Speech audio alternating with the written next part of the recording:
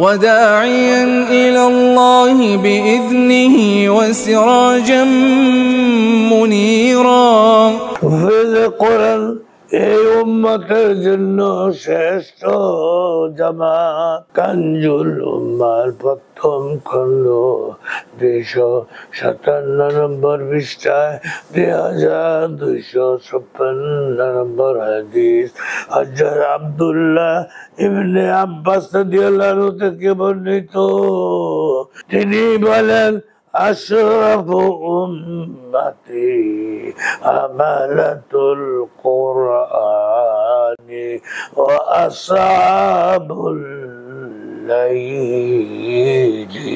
অর্থাৎ রাসূল খুদা সাল্লাল্লাহু আলাইহি ওয়াসাল্লাম ইরশাদ করেছেন আমার উম্মতের শ্রেষ্ঠতম দল আমার উম্মতের শ্রেষ্ঠতম দল হচ্ছে কোরআনের বাহকগণ এবং রাতের ইবাদতকারীগণ। আল্লাহু আকবার।